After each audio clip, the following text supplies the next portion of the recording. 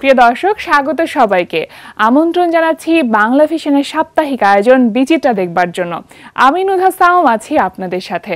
প্রিয় দর্শক, এই অনুষ্ঠানের মাধ্যমে আমরা দেশের ইতিহাস, ঐতিহ্য এবং আমাদের আশেপাশে ঘটে যাওয়া বিভিন্ন সামাজিক ও সাংস্কৃতিক অঙ্গনের খবরাখবর জানিয়ে থাকি আপনাদের।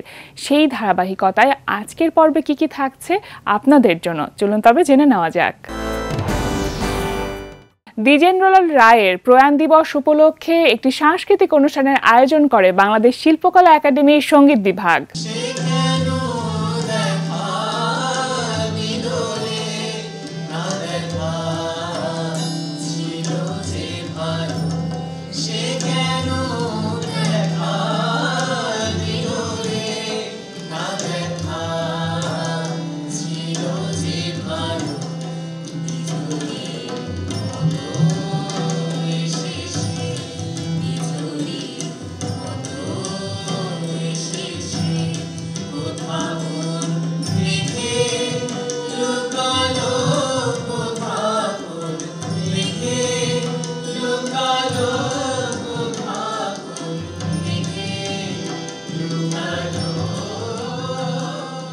বাংলা গানের প্রাণপুরুষ কাব্যসঙ্গীতের মহিরুহ দ্বিজেন্দ্রলাল রায়, যার সৃষ্টিতে মিশে আছে দেশ, মাটি, মানুষ আর বাঙালির আত্মপরিচয়। তাই তার প্রয়াণ দিবস উপলক্ষে ১৭ মে শনিবার সন্ধ্যায় বাংলাদেশ শিল্পকলা একাডেমি আয়োজন করছে এক অনন্য সাংস্কৃতিক শ্রদ্ধার্ঘ্য সুরের দয়াল রায়।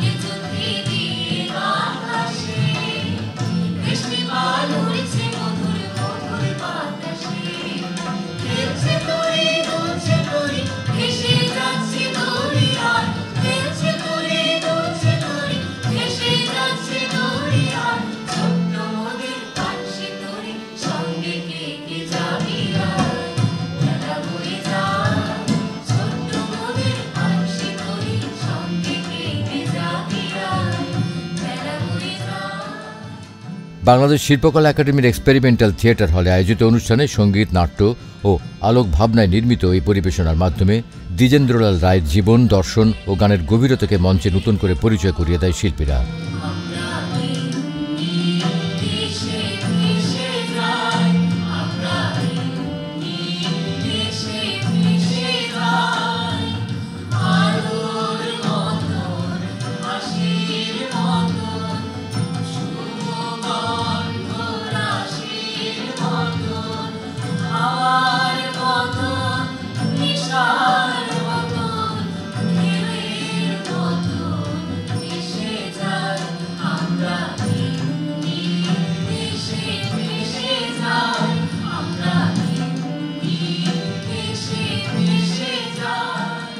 বাংলাদেশ শিল্পকলা একাডেমি নাট্যকলা চলচ্চিত্র বিভাগের সৃজনশীল পরিকল্পনা গঠিত এই অনুষ্ঠানে গান, কবিতা, নাট্য ও নৃত্যে অংশগ্রহণ করে ভৈরবী গীতরঙ্গ দলের একঝাঁক তরুণ শিল্পী।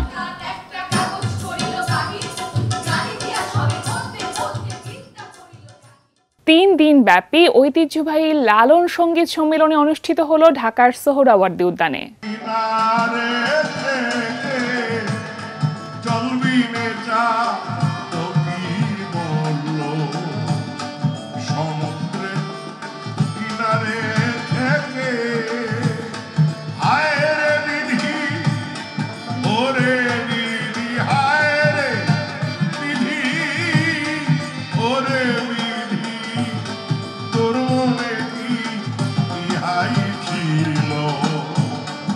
সমুদ্রে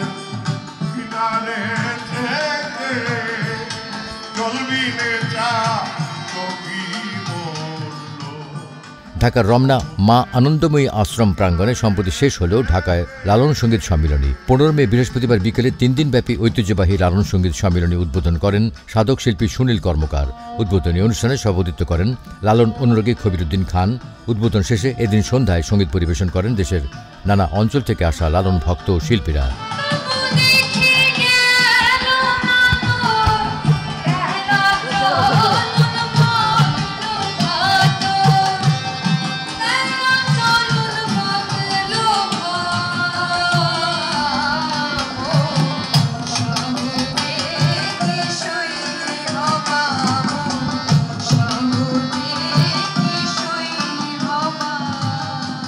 বাংলার ভাব আন্দোলনের প্রাণ পুরুষ ফকির লালন শাহের 251তম জন্মজয়ন্তী জাতীয়ভাবে উদযাপন উপলক্ষে লালন বিশ্ব সংঘ এই সম্মেলনের আয়োজন করে।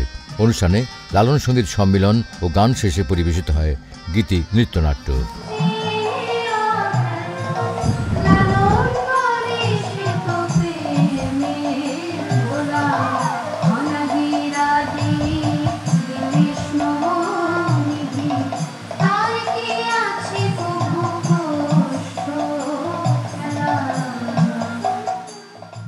সমাজের বিভিন্ন ক্ষেত্রে অবদানের স্বীকৃতি স্বরূপ সফল নারীদেরকে প্রদান করা হলো গ্রিনি সম্পূর্ণা অ্যাওয়ার্ড। বাংলাদেশের নারীরা দেশ ও দেশের বাইরে নানা ক্ষেত্রে অবদান রাখছে। তাদের অসামান্য অবদানের কারণে বাংলাদেশ আজ দ্রুতগতিতে সামনের দিকে এগিয়ে যাচ্ছে। তাই সমাজের এগিয়ে যাওয়া নারীদেরকে আরও উৎসাহিত করতে 18 মে রবিবার বিকেলে বাংলাদেশ শিল্পকলা একাডেমি জাতীয় চিত্রশালা মিলনায়তনে তৃতীয়বারের মতো গ্রিন সম্পূর্ণা অ্যাওয়ার্ড 2025 প্রদান করা হয়। নারী উদ্যোক্তা যারা প্ল্যাটফর্মের অভাবে আসলে তাদের প্রতিভাগুলো বিকশিত করতে পারছে না, তাদেরকে নিয়ে একটা কিছু করতে, সো সেই পরিকল্পনা থেকে আমি আমার সম্পূর্ণ জার্নি শুরু করেছিলাম 2022 সালে। আমার সাথে আরও অনেকেই ছিলেন, বাট সবচেয়ে বেশি যে শক্তি আমাকে দিয়েছে সে হচ্ছে আমার হাজব্যান্ড সুব্রত দে। সো আমাদের দুজনের প্রচেষ্টায় আজকে তৃতীয়বারের মতো সম্পূর্ণা অ্যাওয়ার্ড অনুষ্ঠিত হতে যাচ্ছে। সম্পূর্ণা বাংলাদেশের আয়োজনে আমি নারী আমি সম্পূর্ণা এই স্লোগানে আয়োজিত অনুষ্ঠানে প্রধান অতিথি ছিলেন মানবাধিকার কর্মী শাহিনা আনাম। এবছর আজীবন সম্মাননা দেওয়া হয় বরেণ্য অভিনয় শিল্পী ডলি জহুরকে। এছাড়াও আরও বেশ কয়েকজন সফল নারীকে সম্মাননা দেওয়া হয়।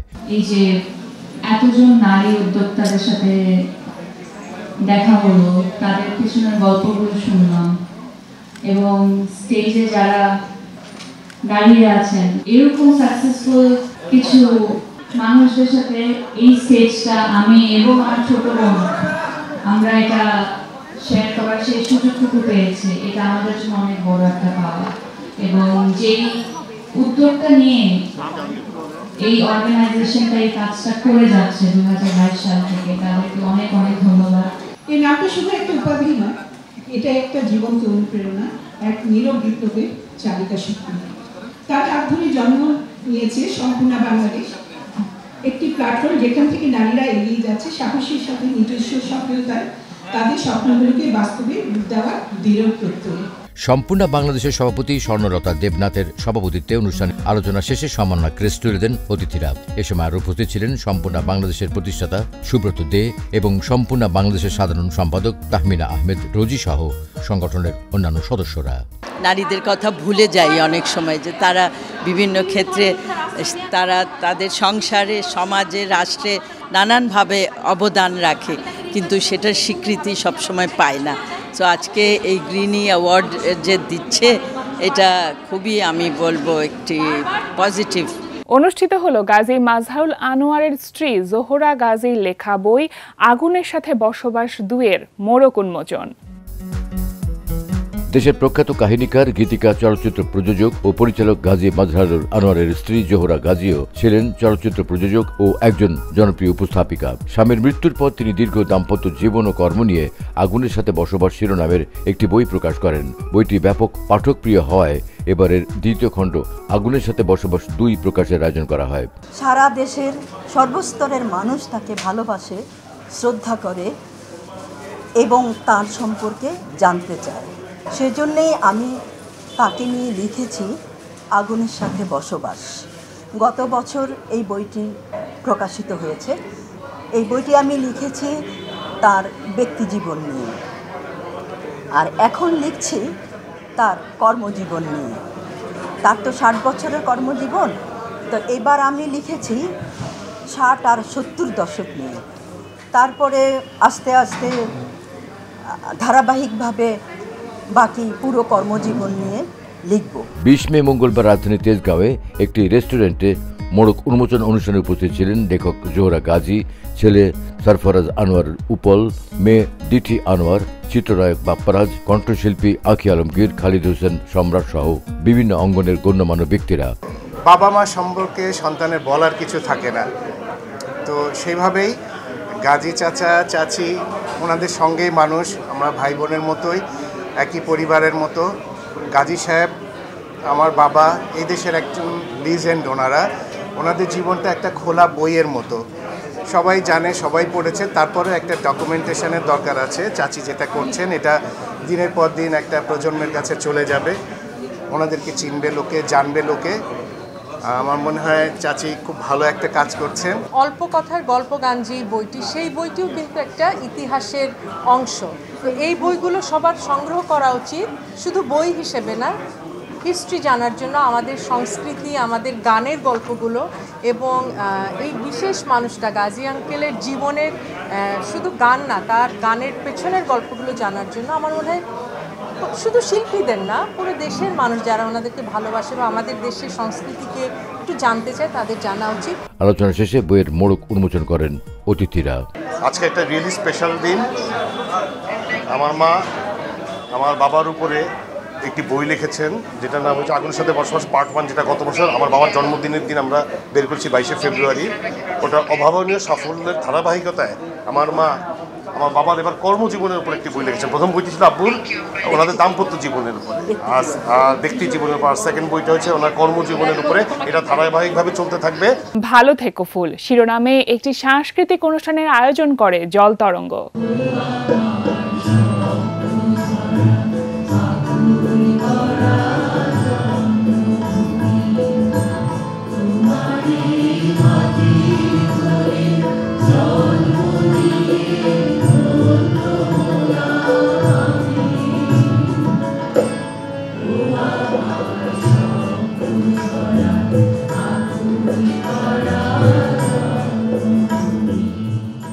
গানের সংগঠন জল তরঙ্গ তার নিয়মিত কার্যক্রমের অংশ হিসেবে 16 মে শুক্রবার সন্ধ্যায় রাজধানী ধানমন্ডির ছায়ানট সংস্কৃতি ভবন মিলনায়তনে একটি সাংস্কৃতিক অনুষ্ঠানের আয়োজন করে।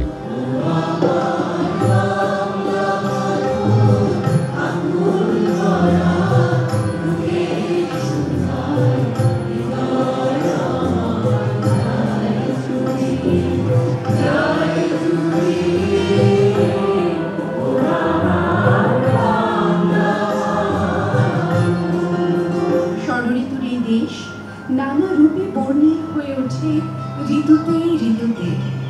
গ্রীষ্ম থেকে বসন্ত বাংলাদেশ নানাভাবে পরিবর্তন করে তার রূপ। কখনো তার রুদ্রমূর্তি, কখনো শ্যামল নবীনা, কখনো শুভ্র বসনা, কখনো সোনারং ঝলমলে, আবার কখনো দারুণ রঙিন। এবছরের আয়োজনের শিরোনাম ভালো থেকো ফুল।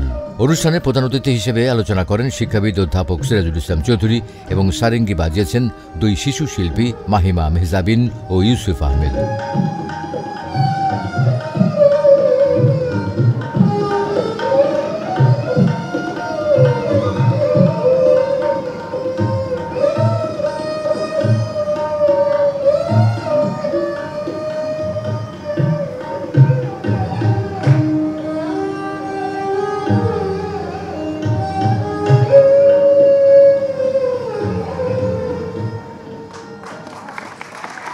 আলোচনা শেষে জল তরঙ্গের শিল্পীরা একক, দ্বৈত ও সমবেত কণ্ঠে পরিবেশন করেন বরেণ্য কবি সাহিত্যিকদের রচিত সেরা গানগুলি।